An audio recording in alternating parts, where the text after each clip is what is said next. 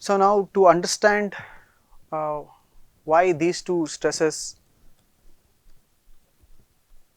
are non-zero, that is, who is making sure that they exist, let us take help from the continuity equation for the fluctuating motion. So recall continuity equation for fluctuation. Okay, so I have the dou ui, or I can simply write the equation as dou ui prime by dou xi, or we use j equal to 0. So if I expand, I get dou u1 prime by dou x1 equal to, if I move the other two terms, I get minus dou u2 prime by dou x2 minus dou u3 prime by dou x3. Okay, so now if I, let's call this equation star. If I now substitute this equation into, let's say, the above equations, one of the equations, let's say we substitute star in, substituting equation star in phi11, what do I get? 2 p prime by rho of dou u1 prime by dou x1, I am substituting this part, which is minus dou u2 prime by dou x2 minus dou u3 prime by dou x3 average. So this is equal to minus 2 p prime by rho dou u2 prime by dou x2 minus 2 p prime by rho dou u3 prime by dou x3. So the equation itself is telling us now, without doing any experiments or simulation, that your phi11, right, your phi11 is equal to minus phi22 minus phi33, hence the name redistribution. This phi11 is the term that was redistributing, you understand? So this phi11 was stealing the stress or the turbulence along the direction 1 and redistributing it to the direction 2 and 3, because P11 existed, right? So here P11 is non-zero. There was production along the x1 direction and it redistributed. The Phi11 was responsible for this. Okay. Therefore, the pressure strain rate term phi ik is the redistribution term that is responsible for redistributing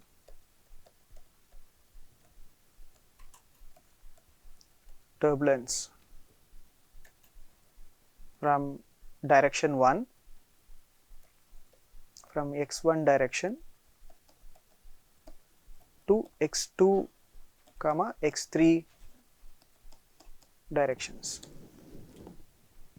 Therefore, the name has come redistribution. It's pressure strain rate. So the pressure strain rate correlation is responsible for this particular feature of turbulence being redistributing. Turbulence is diffusive, dissipative, also it does redistribution. Okay. So now I show it to you that this is the case, right. So your phi11 is equal to nothing but minus phi22 minus phi33. Now I see the data, now equation is telling the proof, obviously the data should also match. So let's go back to the data to see how it looks like. Okay. So now this is something called turbulence budget. So now I have all the left hand side and the right hand side terms, right? I can compute them since I have the DNS data. Let's assume that you have the data. So if you have all the terms present, you can actually look at the budget, the total. That means you can sum it and see whether it goes to 0. It should go to 0 if your statistical sampling is correct. A non-zero indicates that you have not sampled it right. Either you have not weighted enough to achieve statistical stationarity, or you have not taken enough number of samples. Okay. So in this particular case, this particular dashed dot line indicates the residue. That means when I add up all the terms on left hand side and right hand side, it goes to 0. Residue is 0. So that's why I call the entire thing as this budget here, and it's gain and loss that we are looking into, just like any financial budget or so. So then we see for the term by term. So the first graph here, the figure A, shows U1 prime average. So this is basically the budget of, so this is the budget of U1 prime stress. From the stress equation itself, it has all the terms. I am not going to discuss the rest of the terms, the diffusion rate terms. The important terms, we have of course plotted all the terms. So this circle here or the line here, this indicates your production rate. So this is your P11, which is of course non-zero, right? So P11 is this, there is enough production, right? And I have, this is the, sorry, so this is to be the triangle of this shape. This is the redistribution term, and you can see that it is here. So it is completely negative. This line is here, completely negative, and the dissipation rate is square. It's completely negative here. So the dissipation rate is draining the turbulence along this direction. So epsilon, so this is epsilon 1. Okay. So this triangle, this particular one is your phi 11. Okay. So this is completely negative, and look at the value. It is about, you can say approximately, you can say minus 0.1. Approximately, it's right. It's minus 0.1. Approximately, you can say. Okay. The rest of the terms are, this is viscous diffusion rate, this is turbulent diffusion rate, right, and all this other thing. The diffusion rate, let's not discuss. So now look at the other stress, which is your, this is the budget of your U2 prime stress. So now if I see here, obviously the circle is absent here. P22 is 0, right, in this particular, even if you calculate it, it will be 0. The equation is 0. You can also calculate from the data, it will be 0. No production rate, and we have already seen that this stress exists. So you see here, which is on the gain side. One is this viscous diffusion rate, but that is only very close to the wall. So what this, for a moment ignore what this is. So assume that this entire part is basically your wall normal x, let's say this is just x3. Okay, wall normal coordinate here, wall normal direction. So you are basically looking into, this will be your wall, the bottom wall is here.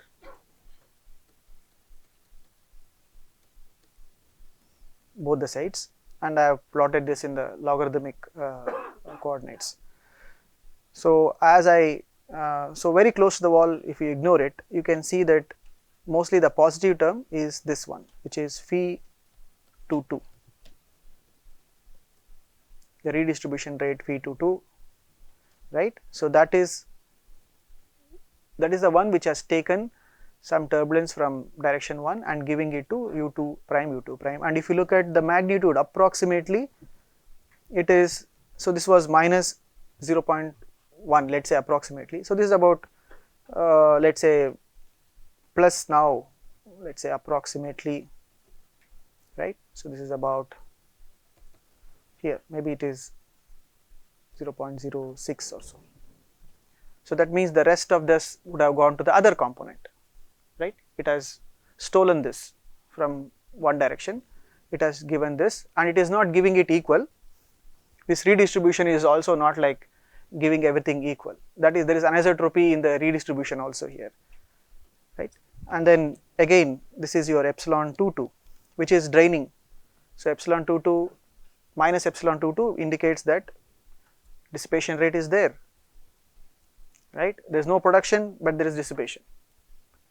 It's a square term as we saw in the equation. Now if I look into the third one, which is the U3 prime stress, right? So again, this is the x3 direction, and this is the wall. So here again you see there is no production, obviously P33 is 0, but this stress exists, we saw from the data, and the dissipation rate is again here, which is your epsilon 33. There is dissipation rate,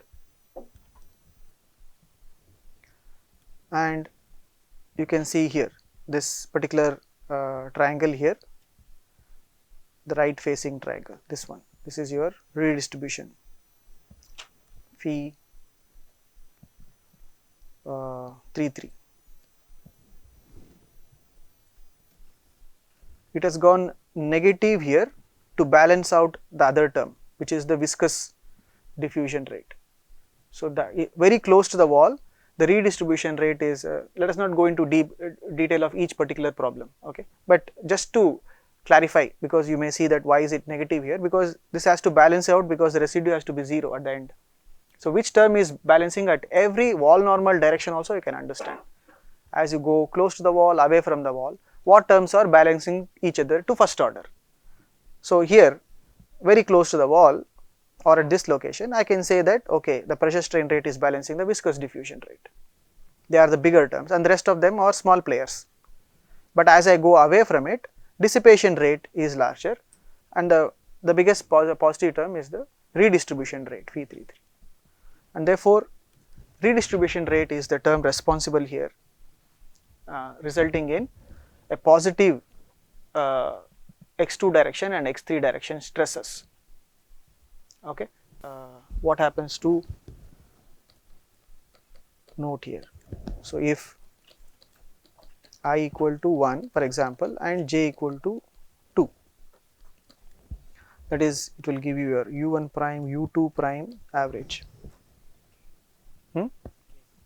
k equal to, correct, sorry, k equal to 2, u1 prime u2 prime average. If I expand it, I get du1 prime u2 prime average by dt equal to, this is your left hand side. On the right hand side, I have this d12, the viscous diffusion rate plus turbulence diffusion rate plus pressure diffusion rate, the combination of all the three, plus the pressure strain rate, the phi12 term, which is p prime by rho dou u1 prime by dou x2 plus dou u2 prime by dou x3, sorry, dou x1 average, right? And then this is your phi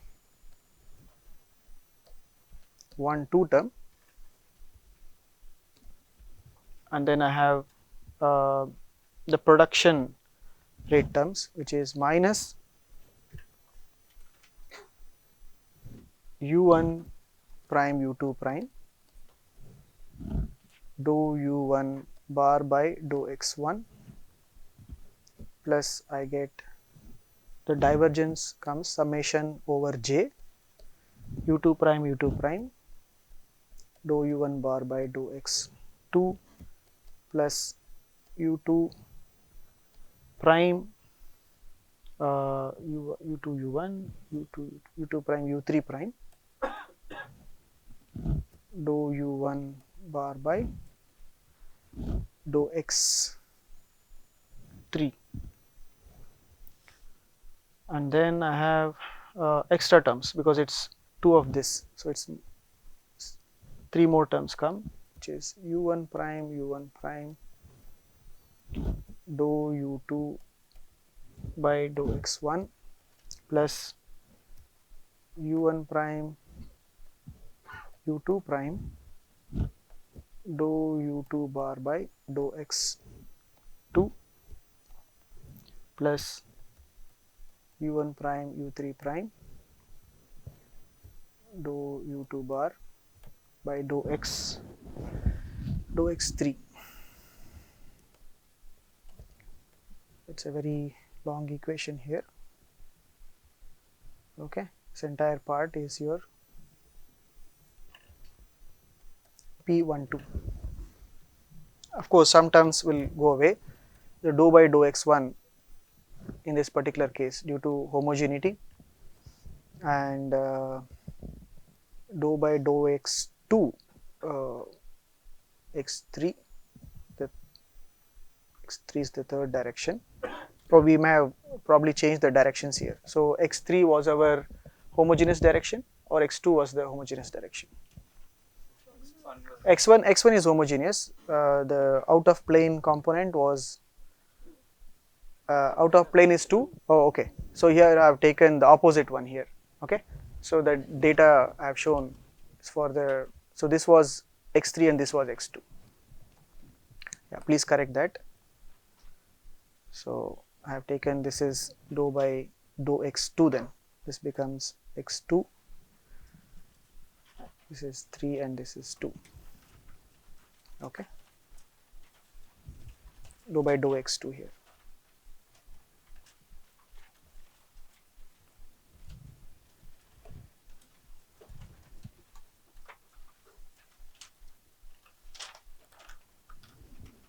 Okay, so I have phi1 2 terms. So here I have the other one which is homogeneous, which is x dou by, if I take x3 was wall normal. What did I do? If I, maybe in the data we have to change, not in this one. Anyway, one of the terms will go away, whichever you take as the homogeneous one. Here the u2 should go away, u2 velocity itself will go away, giving rise to, if I take x3 as homogeneous, then this term will go away. If I take x2, depending on the coordinate system, one of them will go away, and only, so P12 basically survives, only one term remains. Okay, if I take x3 as the homogeneous direction, then this would go away, dou by dou x3, and this term would survive. So you cannot learn much from this 1-2 direction. Apart from that, we are expanding it, and we would get this dissipation rate also, minus 2 nu of dou u1 prime by dou x1 dou u2 prime by dou x1. So here I get much more complicated terms, average plus dou u1 prime by dou x2 dou u2 prime by dou x2 average plus dou u1 prime by dou x3 dou u2 prime by dou x3 average. This is your epsilon 1 2. So you can obviously expand it, but very difficult to learn, because here earlier the epsilon 1 1, epsilon 2 2, epsilon 3 3, they were square terms. So we definitely knew that it is a sinc term, it is removing the turbulence from the system. But here this is a correlation, u1 prime and u2 prime. So we don't know its nature, whether it's positive or negative, what it is, we don't know in these terms. So it's difficult to understand from the correlation or the shear stresses, u1 prime, u2 prime, u2 prime, u3 prime bar, and those terms.